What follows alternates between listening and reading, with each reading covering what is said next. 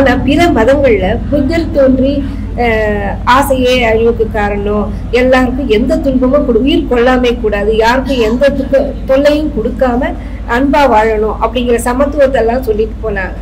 ஆனா இன்னைக்கு புத்த மதத்துல அந்த நிலை மாறி போச்சு, கொல்லாமை இல்ல. அதே மாதிரி கிறிஸ்டியானிட்டிலும் அமைதி பேசப்படுது, அன்பு பேசப்படுது. எல்லாத்திலும் உலகத்துல உள்ள மதங்கள்லயே ஆதியில சொன்னபடி இன்னைக்கு வரைக்கும் இருக்கிற மதம், அது கூட 100% சொல்ல முடியாது, 50% அன்னைக்கு மகான் சொன்னபடியே வாழற மதம் ஒரே மதம் ஜெயின மதம். ஜெயின மதம் மட்டும்தான் அன்னைக்கு தோன்றிய மகான் என்ன சொன்னாரோ அதை ஒரு 50-60% கடைபிடிக்கிற மதம் ஒன்னே ஒண்ணு ஜெயின மதம்.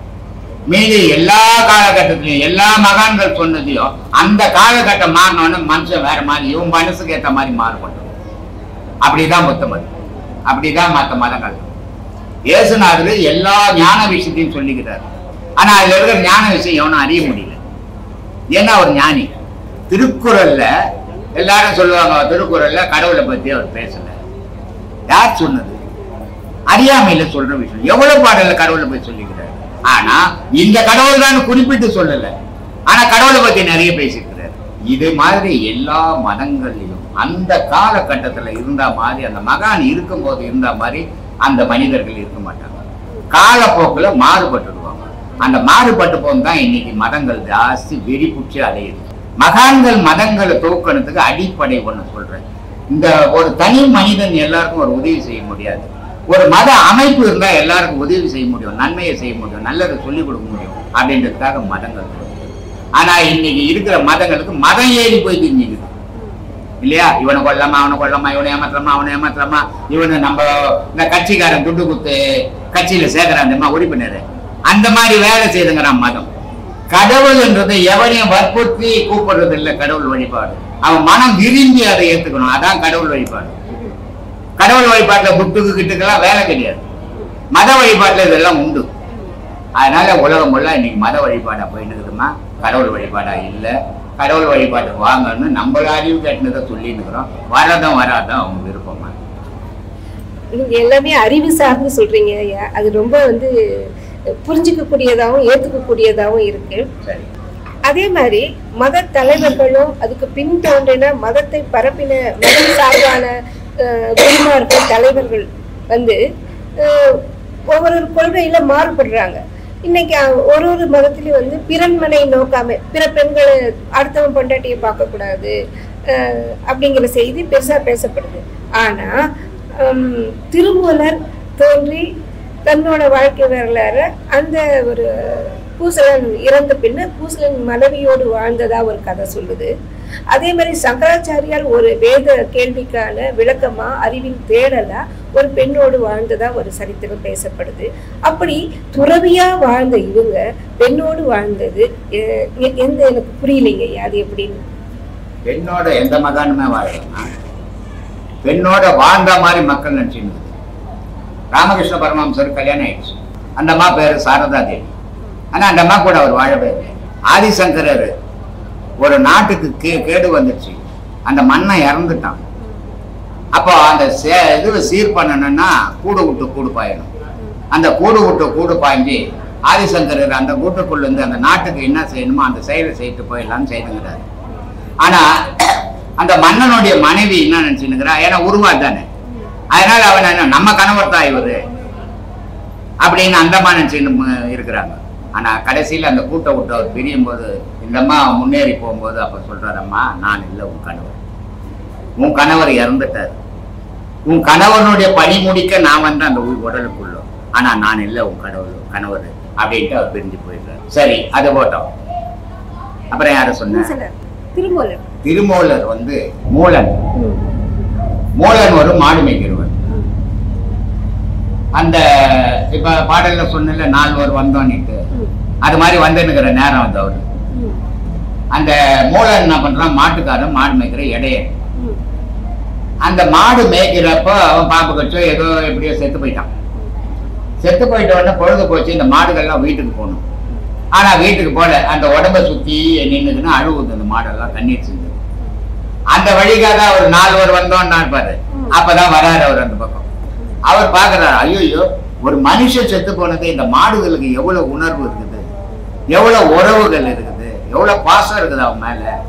அப்ப இப்படிப்பட்ட மாடுங்க ஊடு போய் சேரணும் இல்லையா அப்படின்ட்டு அவர் என்ன பண்ணாரு, அவர் உடம்பை எடுத்து போய் ஒரு இடத்துல மறைச்சிட்டு இந்த மூலனுடைய உடல்ல அவர் பூந்துட்டாரு. பூந்த உடனே மூலன் எழுந்துக்கினார். மாட்டெல்லாம் உடனே அவங்க வீட்டுக்கு திரும்ப விட்டார். அப்போ அந்த மூலனுடைய மனைவி என்ன பண்றா, ஏன் கணவன் தான் அப்படின்னு நினைச்சீங்கன்னா அந்த அம்மா முன்னேறி வராங்க. அப்ப சொல்றாரு மூலன், திருமூலர் சொல்றாரு, அம்மா நான் இல்லை, உன் கணவர் இறந்துட்டாரு, இந்த மாடுகள்லாம் இப்படி அழுதுன்னு இருந்தது, அதனால நான் எடுத்துன்னு போய் வந்து விட்டேன், நான் இல்லைம்மான்னு சொல்லிட்டு போயிடுறாரு. அப்படி போய் உட்கார்ந்த உடனே 3000 வருஷம் கும்பகோணத்துல உட்காந்துருந்தார் இல்லையா. அதனால உலகம் என்ன சொல்லலாம், ஆமா ஆமா திருமூலர் மூலனுடைய பொண்டாட்டி வச்சிருந்தாரு, ராஜா பொண்டாட்டி அவருக்கு ஆதிசங்கர் இருக்கிறார். இது தோற்றங்கள், நிஜங்கள். நிஜங்களை மட்டும் நம்ம பார்க்கணும், தோற்றங்களை பத்தியில் இருக்கிறோம் பார்த்து போட்டோம். எல்லாத்தையுமே அறிவோட சம்பந்தப்படுத்தி பேசுறீங்க, எந்த கதையும் நம்ப வேண்டாங்கிறீங்க. ஆனா இன்றைய மதங்கள் எல்லாமே கதையை தான் பேசுது. யாருமே இன்றைய மதங்கள் எல்லாமே கிறிஸ்தவமாகட்டும், இந்து மதமாகட்டும், இல்ல வேற மதங்கள் எல்லாமே அவங்கவுங்க கதைகளை தான் பெருசு பண்றாங்களே தவிர அறிவை முன் வச்சோ அவங்க தர்மம் பண்ணணும், எல்லாம் நியாயப்படி நடக்கணும், யாரும் துன்புறுத்தக்கூடாது, இப்படி அறங்கள் எல்லாத்தையுமே கைவிட்டுருச்சு. கதையை மட்டும் தானுங்கய்யா பேசிக்கிட்டு இருக்கு. ஒரு ஸ்டேஜ் ஏறுறோம், அரசியல்வாதி திருக்குறள் தெரியாத அரசியல்வாதியே கிடையாது, திருக்குறளை பத்தி பேசாத அரசியல்வாதியே கிடையாது. ஆனா அந்த மேடையோட அந்த திருக்குறள் காலி, வீட்டுக்கு போனோம்னு அவன் பழைய ஆம்பளி ஆயிடுறான். அப்போ திருக்குறள் மேல தவற, அவன் மேல தவற, அவங்க மேலதான். வேத நூல்கள், அது கிறிஸ்துவ வேத நூலா இருக்கட்டும், பைபிளா இருக்கட்டும், குரானா இருக்கட்டும், பகவத்கீதையா இருக்கட்டும், எல்லா நூல்களையும் நல்லதை சொல்லி இருக்குது. ஆனா மேடை ஏறும் போது நல்லதை பேசுறான், மேடை விட்டு இறங்கணும்னு அவன் பழைய தொழிலுக்கு போயிடுறான். அதனால இது வேத நூல் குறை கிடையாது, மனிதனுடைய குறை. காரணம் என்னன்னா, இவன் பேசியே ஊரை கெடுத்துட்டு போயிடணும், செயலுக்கு போகக்கூடாது. அதனால வேத நூல்கள் எல்லா நூல்களும் புனிதமானதுமா. அது பைபிளா இருக்கட்டும், குரானா இருக்கட்டும், பகவத்கீதையா இருக்கட்டும், சிவபுராணமா இருக்கட்டும், புனித நூல்கள் அது. இன்னைய மனிதனால அதை எழுத முடியுமா? நிறைய படிச்சவங்க எழுதவே முடியாது. இது அந்த கடவுளுடைய சக்தி பெற்றவங்க மட்டும்தான் எல்லாம் எழுத முடியும், எல்லா மனிதனாலும் எழுத முடியாது இல்ல. அப்படி எழுதுனதுல குறையே கிடையாது. ஆனா இந்த மனிதன் கிட்ட 1000 குறைகளை வச்சுக்கின்னு அதனுடைய வழிமுறைப்படி வாழறது இல்லை இல்லையா. சிவபுராணம் பொருள் உணர்ந்து படிப்போருக்கு சொர்க்கத்துல இடம் இல்ல. எத்தனை பேர் எங்க திரும்பினாலும் சிவபுராணம் படிக்கிறாங்க, அது என்னான்னு கேட்டா சொல்ல மாட்டாங்க. அதுல சொல்றாரு, நமச்சிவாய வாழ்க, நாதன் தாழ் வாழ்க, இமைப்பொழுதும் எண்ணெஞ்சில் நீங்காதான் வாழ்க. இதனுடைய பொருள் என்ன? இது பாடல் இது. ஆனா நிறைய பாடுறாங்க. நான் நிறைய பெரிய பெரிய ஆள் கிட்ட கேட்டேன், சாமி நான் படிக்காதவன், நான் இதெல்லாம் படிக்கிறது இல்லை, இதனுடைய பொருள் என்ன சாமி சொன்னீங்கன்னா நான் 10 பேருக்கு சொல்லுவேன். அதெல்லாம் கேட்கக்கூடாது, பாட்டு படி. இதை நான் முட்டாள நான் அந்த கொஸ்டின் கத்துக்க சொல்லு. ஒரு விஷயத்தை பத்தி எனக்கு தெரியாத நான் அதையும் படிக்கணும். ஆனா அதனுடைய உட்பொருள் பார்த்தீங்கன்னா அருமையான ஒரு பொருள். நான் இன்னைக்கு பேசிக்கிறது தான் அதில் சொல்லியிருந்தேன். நமச்சிவாய வாழ்க. ஒருத்தரை கேட்ட, என்ன சாமி நமச்சிவாய வாழ்க, நாதன் தாழ் வாழ்கன்றது பெரிய கடவுளை பத்திங்க, பைத்தியக்காரனாயா எழுதணுமா என்ன? நமச்சிவாயானா உன் உடலு, நான் மண்ணு, மானா தண்ணி, சீனா நெருப்பு, யானா காட்டு. இப்படி மனிதனுடைய உடல்ல இருக்கிற இயக்கம் தான் நமச்சிவாயம். ஓமன்னா அது உயிர். அப்போ நமச்சிவாய வாழ்க, அப்போ இந்த உடல் நல்லா இருக்கணும் அப்படின்ட்டார். நாதன் தாழ் வாழ்க, இறைவன் வாழற வீடு இதுன்ட்டார். இது ரெண்டுமே கடவுள் எப்படி சொல்றது? அப்போ பொருள் புரியல. ஆனா ஓயோம பாட்டு 2 பேர் அப்படி கை தட்டின உடனே இவருக்கு அப்படியே ஆகாய சிவபெருமான் கிட்ட உட்கார்ந்து வந்த மாதிரி இருக்கு. இப்படி இருக்கக்கூடாதுன்ற நான். எந்த வேத நூல் ஒன்னா இருக்கட்டும், எல்லா வேத நூலையும் சத்தியம் இருக்குது. ஆனா பொருள் தேடுங்க, எழுத்த படிச்சுட்டு பேசாதீங்க. அப்ப அதுல சொல்றாரு, நமச்சிவாய வாழ்க, நாதன் தாழ் வாழ்க, இமைப்பொழுதும் என் நெஞ்சில் நீங்காதான் வாழ்க. இது பொருள் புரியவனவா? இமைப்பொழுதும்னா கண் சிமிட்டுத அந்த நேரம் கூட அது விலகக்கூடாதான். ஆனால் அது அந்த நேரம் விலகுனா நீ இருக்க மாட்டியான். அப்போ எவ்வளவு பெரிய மேதைகள் அவன். ஆனா இது பொருள் தெரியாத பட்சி என்ன பயனு? அதனால சொல்றான், நான் நமச்சிவாய வாழ்க, நாதன் தாழ் வாழ்க, இமைப்பொழுதும் என் நெஞ்சில் நீங்காதான் வாழ்க, கோகழி ஆண்ட குருமணி தாழ் வாழ்கனா என்ன தெரியல. கோன்னா வரல், கழின்னா நகம் இல்லையா? இதான கோகழி. இந்த நகமுடைய விரலால அந்த இறைவனை பார்க்கணுமா? அதனால சொல்றான், கோகழி ஆண்ட குருமணி தாழ் வாழ்கன்னா. பொருள் தெரியாத இதெல்லாம் படிச்சு நான் புளி வச்சுட்டு போய்கிறேன். நான் தப்பா எழுதி வச்சிடலாம். உனக்கு படிக்கவும் தெரியல, அர்த்தமும் தெரியல, நீ தப்பா படிச்சு என்ன பண்ணிய? நான் 4000 பாட்டை தெரிஞ்சுக்காத, 4 பாட்டு தெரிஞ்சுக்கோ, பொருள் தெரிஞ்சுக்கின்னு பாடு. அததான் சிவபுராணம் சொல்லுது, பொருள் உணர்ந்து படிப்போர்க்கே வைகுந்தம் கைலாயம். பொருள் அறியாம படிக்கிறவங்களுக்கு நரகம் தான். இதை ஏன் சொன்ன? அவன் நரகத்துக்காக போட்டவன் சொர்க்கத்துக்காக போய் போட்டுமே. ஏன் நரகத்துக்கு போவேன்னு சொன்னான்னா, ஒவ்வொருத்தனும் இதுக்கு பயந்து சொர்க்கத்துக்கு போட்டு பொருள் புரிஞ்சுப்பான் அப்படின்றதுக்காக பாடணும். தொடர்ந்து எடுத்துக்கும் போது பயன் இருக்கு அப்படிங்கிறது உண்மைதாங்க ஐயா. ஆனா இந்த தொடர்ச்சியை 10 வருடங்கள் இல்லை 12 வருடங்கள் எடுக்கும் போது அது ஒரு பெரிய நிலைக்கு எடுத்துட்டு போகுதுன்னு நீங்க சொல்றீங்க. ஆனா இதுக்கு கால நேரம், இந்த மாதிரி அமாவாசை, பௌர்ணமி, இந்த நேரங்கள்ல மட்டும்தான் அதுக்கான பயன் இருக்கா? மற்ற நேரங்களில் செய்தா பயன் இல்லையா? அமாவாசை பௌர்ணமி மாசத்துல 2 நாள் வரும். இது வந்த 16வது நாள் அது வரும். அமாவாசை அப்படின்றது இருள் நாள். இப்போ ஒரு ஆள் இறந்துட்டார், ஒரு தலைவர், அவருக்கு சிவப்பு கொடியை குத்திக்கினா போறாங்க சாவு. என்ன குத்தின்னு போறாங்க? கருப்பு கொடி. அப்ப ஏன் கருப்பு கொடி குத்துறாங்க? கருப்புன்னா துக்கம், துக்கம்னா இழப்புன்னு அர்த்தம் என்ன இல்லையா? அதனால கருப்பு கொடி கட்டிக்கிறாங்க. அமாவாசைன்றது துக்கம். அம்மா ஆசை, உன்னை பெற்றவங்க மேல உனக்கு ஆசை, அதனால அன்னைக்கு அமாவாசை கும்பிடுற. நீ நிறைய பேர் இப்ப பெற்றவங்களை கும்பிடுறதே கிடையாது. அதனால என்ன பண்ணிட்டான், மாசம் இவன் கும்பிட மாட்டான், மாலி அமாவாசைன்னு ஒண்ணு வச்சிடலான்னு ஒண்ணு வச்சுக்கிறான். அன்னைக்கு கூட போக மாட்டேன்றான். கேட்டா நான் வேற மதத்துல மாறிட்டேன்றான். ஆனால் ஒவ்வொரு மனிதனும் இறந்தவனை வழிபடணும். இறந்தவனை இவன் வழிபடும் போது இவனுக்கு பிறக்கிறது இவனை வழிபடும். அதுக்கு இது வழிகாட்டி. நீ வழிபடுறதால இறந்தவனுக்கு எதுவும் போக போறதில்லை. ஆனா நாளைக்கு உன்னை வழிபடுறதுக்கு நீ வழிகாட்டின்னு அர்த்தம். அதனால இறந்த நாள் அமாவாசை, இருள் நாள் அமாவாசை, துக்கம் நாள் அமாவாசை. இப்போ ஒரு வீட்டுல உட்காந்துக்கிற, கரண்ட் போயிடுச்சு, என்ன பண்ணு சொல்ற? விளக்கேற்றினா கர்மாந்திரம் போச்சு, கரண்ட் ஆஃப் பண்ணிட்டானப்பா, இன்னத்துக்கு இருட்டில் நான் இதை எடுக்கணும் அதை எடுக்க முடியப்பா அப்படின்றல. அப்போ ஒளி இருந்தாதான் உன்னுடைய செயல் இருக்கும், ஒளி இல்லைன்னா செயல் இல்லை. ஆனா அந்த ஒளியை நீ நெருங்கிடணும். நீ செய்யப்பட்ட ஒளி வேற, இயற்கை ஒளி வேற. 2 ஒளி இருக்குது உலகத்துல இல்லையா? கரண்ட் எல்லாம் நீயே போட்டுக்குது. சூரியனை யாரும் போட முடியாது, சந்திரனை யாரும் போட முடியாது. அது இயற்கை ஒளி. அந்த பௌர்ணமி நாள் அந்த ஒளி உனக்கு படும்போது உன்னுடைய பாவ புண்ணியங்கள் அழியுது. உன்னுடைய எண்ணங்கள் அந்த பௌர்ணமி நாள்ல இறைவன் மேலேயே இருக்கிறதால உன்னுடைய எண்ணங்கள் சுத்தப்படுது. அதனால பௌர்ணமி பூஜைகள், சித்தர்கள் இருந்து ஆன்மீகவாதிகள் பௌர்ணமி பூஜையை கொண்டாடுவாங்க. மாந்திரிகவாதிகள்லாம் அமாவாசையை கொண்டாடுவாங்க. 5 அறிவு இல்லை 6 அறிவு இருக்குங்களா? 3 அறிவோட தான் இருக்குன்னு சொல்லிட்டீங்க. ஆனா 6 அறிவு படித்த மனிதர்கள் எல்லாருக்குமே இவ்வளவுதான் செய்ய முடியுது, இவ்வளவு வேலைக்கு தான் தெரிஞ்சுக்க முடியுது. ஆனா உடல்ல குறைபாடோட, கண் இல்லாம, காது இல்லாம, காது கேட்காம, இல்ல கை கால் இல்லாம இருக்கிறவங்க கூட நிறைய திறமைசாலிகளா இருக்காங்க. அது எப்படி அவங்களுக்கு சாத்தியமாகுது ஐயா? மன இயக்கம். நல்லா இருக்கிறவனுக்கு ஆணவம், அவனுக்கு அவனுடைய அறிவை கண்ணமாச்சு. நான் நல்லா இருக்கிறேன், என்ன ஒன்றும் பண்ண முடியாது, நான் எல்லாம் பண்ணுவேன் அப்படின்னு சொல்லுவேன். ஆனா இந்த ஊனமற்றவர், கண் இல்லாதவர், கால் இல்லாதவர், காது இல்லாதவர், ஒரு அச்சம், நம்ம குறைபாடோட வாழறோமே, நம்ம சரியா வாழ்வோமா அப்படின்னு சிந்தனை ஜாஸ்தியாகும். இதுக்கு ஒரு எக்ஸாம்பிள் சொல்றேன். ஏதாவது ஒரு தொழில், ஒரு தையல் தொழில்னு வச்சுக்கோங்க, அரையும் குறையுமா வேலை கற்றுனுப்பான். அவன் பெரிய கடை வச்சுன்னுப்பான். ஆனா எல்லா வேலையும் தையல் தொழில் தெரியும். அவன் வீட்டுக்கு போனீங்கன்னா படுத்து பாய்க்கூடாது.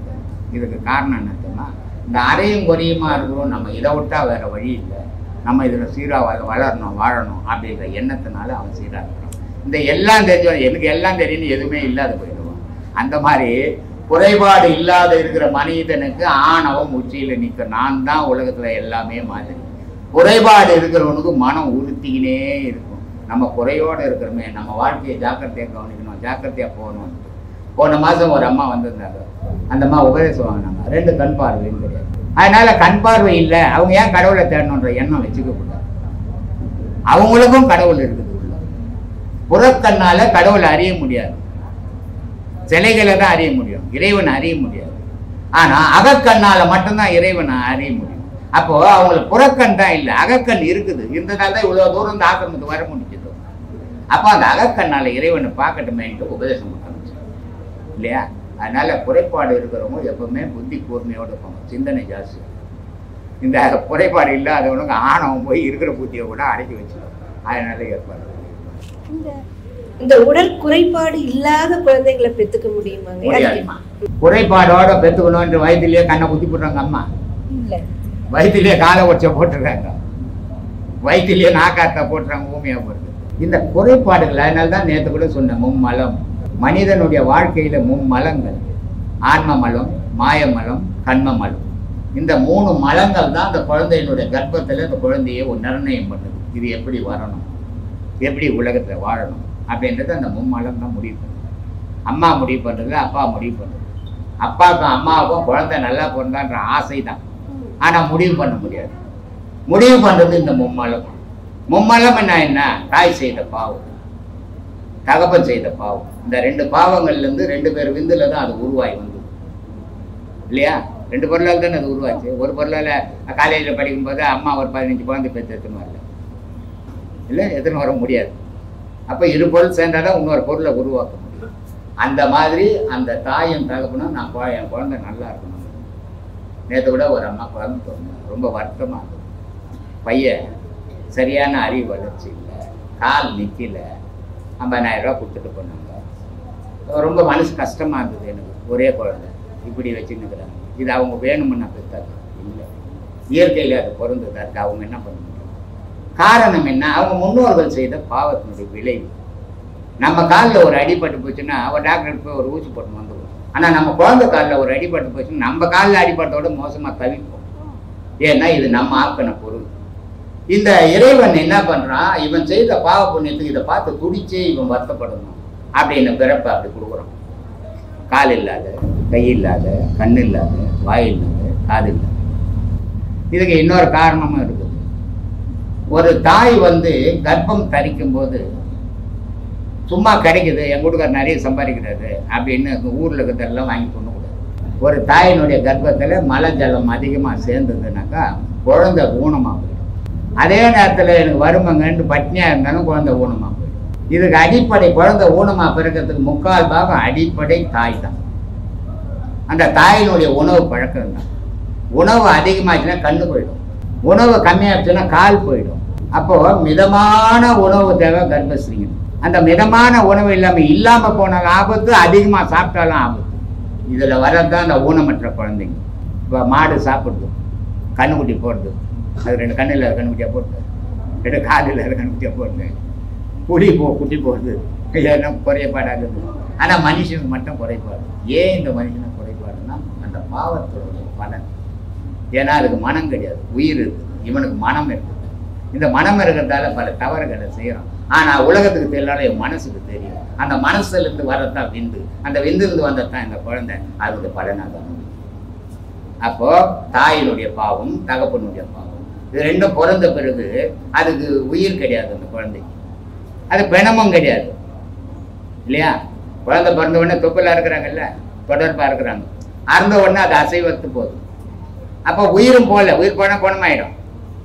உயிரும் இல்லை, அதுக்கு ஜீவனா இருக்கும். உயிரா இருந்தா 2ம் இல்லாத அசைவத்து இருக்குது. அந்நேரத்துக்கு தண்ணி தெளிச்சோ இல்லை தட்டியோ எழுப்புதான் ஆண் வாய் திறக்குது. அன்னைக்கு வாய் தந்தது ஆண் போற வரைக்கும் ஏங்கி இணைக்கிறதுக்கு உயிர் இல்லை. அன்னைக்கு அந்த நேரத்தை போகுது அகார உகார மகாரம்னு அப்போ போகுது. அப்போ வந்தது ஆன்மா எந்த பாவத்தை கொண்டு? தாய் பாவம், தகப்பன் பாவம், இது ஏற்கனவே சேர்த்து வச்சிருந்த பாவம். இது 3ம் சேர்ந்துதான் மும்மலமா